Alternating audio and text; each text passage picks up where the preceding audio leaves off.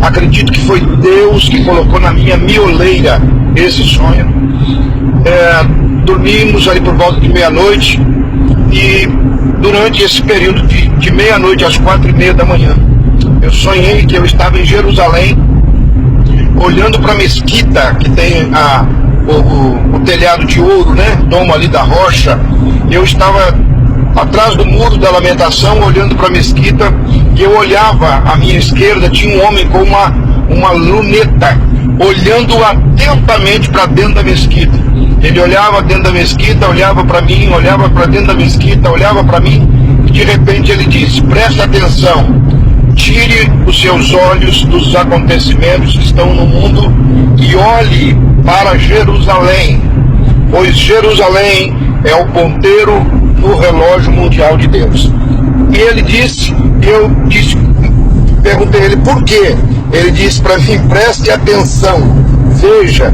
De repente um homem que estava ali em volta do Muro das Lamentações começa a tocar um tambor, um atabaque, e começa a tocar com muita veemência, com muito rigor. Ele toca essa atabaque, e uns 30 homens que estavam em volta dele ali começam a dançar e a profetizar, e ele toca uns 1 minuto, 2, 3, eu não sei bem, até que todos caem no chão, caem por terra. Acredito que caíram debaixo de uma unção do Espírito de Deus. Eu não caí, mas eu pensei comigo no sonho: eu vou fazer de conta que eu também senti esse impacto, vou cair no chão e vou observar tudo que está acontecendo aqui.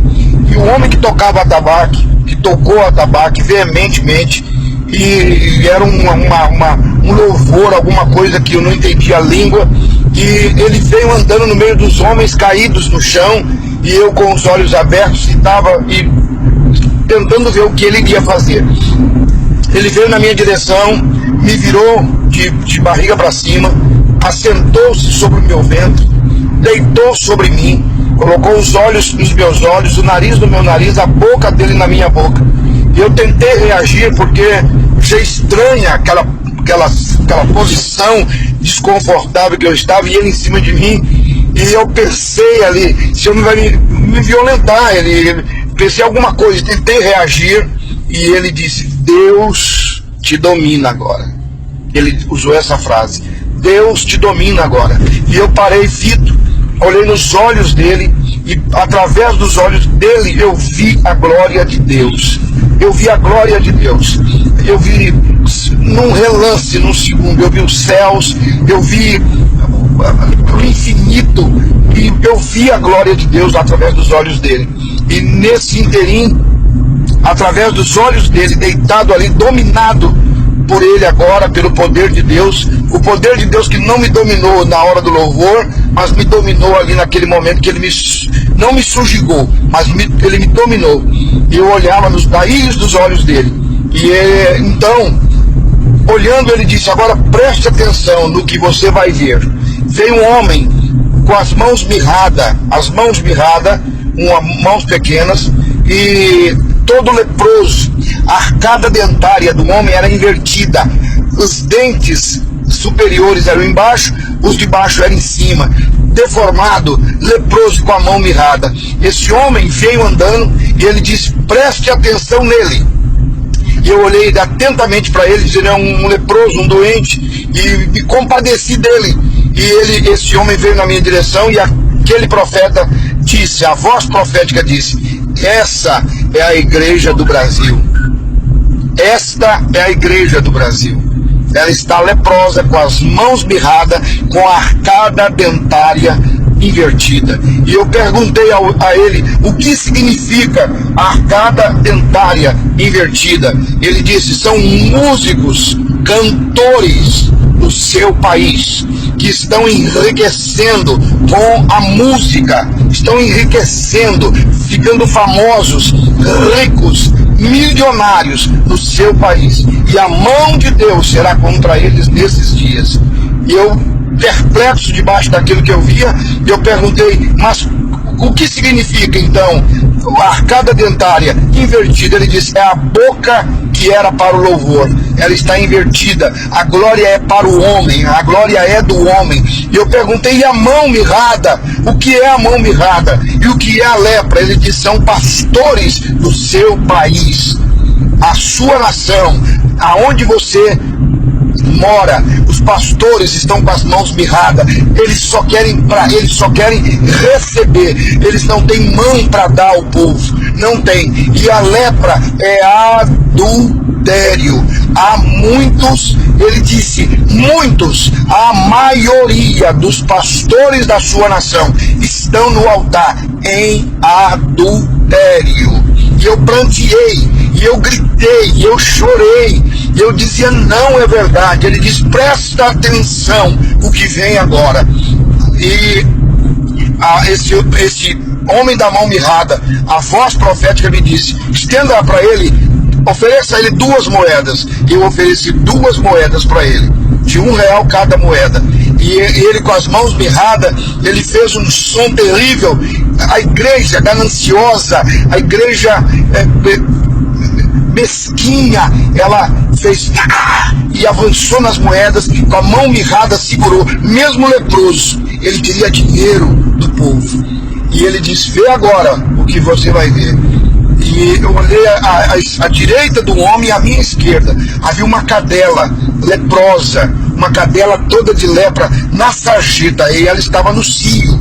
E o homem leproso, com a mão mirrada, com a arcada dentada, se uniu à cadela numa relação sexual. E ele disse, a igreja do seu país se relaciona com demônios.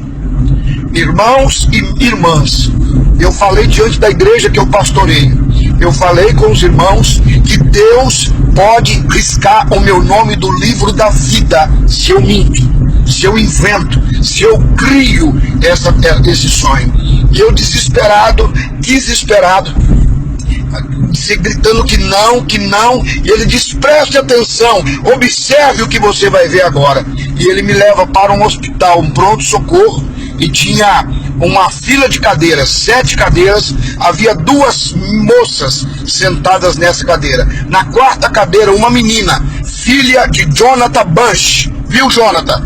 Você que está aí nos Estados Unidos ouvindo, eu vi no sonho a sua filha sentada na 4ª cadeira. E na última cadeira, uma outra menina que eu não sei quem era. Havia uma mulher dando estudo bíblico para as 2 meninas. Me parecia, eu falei com a Aurora, ser uma pastora de Uberlândia, mas eu não vi o rosto dela. Ela estava de costas e a voz profética disse, não é hora mais de dar estudos bíblicos à igreja. É hora da igreja viver o que ela já tem recebido. Nisso, essa mulher, que parecia ser, não afirmo, uma pastora de Uberlândia, ela caiu com o rosto em terra, profetizando, e a voz profética disse, esse momento é o momento da profecia se cumprir. E eu perguntei o que significam as 7 cadeiras, o que significa as 2 crianças. E ele disse, as 2 crianças são crianças que estão longe de seus pais. São crianças que não estão amparadas pela família. E a voz profética disse, a igreja que é considerada agora abandonada, a igreja que não tem aparência, a igreja que não tem luxo, a igreja que não tem ouro, a igreja que não tem riquezas, essa igreja é a igreja que vai ser levantada na última hora. Essas 2 crianças representam a igreja que verá e passará pelo arrebatamento da igreja. Oh, xarabacantonei, aleluia.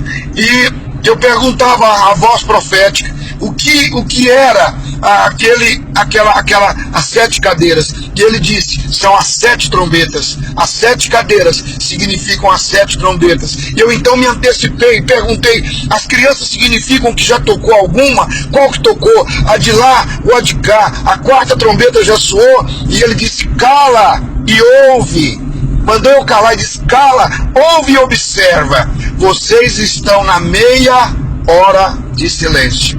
Você que tem Bíblia, meu irmão, pega na tua Bíblia e vê o que é a meia hora de silêncio no céu. E eu então calei a minha voz e ele disse, agora vê e vem mais uma vez. E vê mais uma vez. E eu voltei na visão, no sonho, eu voltava a Jerusalém, voltava naquela colina, no Domo da Rocha, o homem com a luneta, olhando para dentro do templo. E ele disse, agora preste atenção. E eu olhei e vi como se fosse um flash, que mostrava uma cena e outra, rápido, rápido, rápido. E eu olhei e prestei atenção.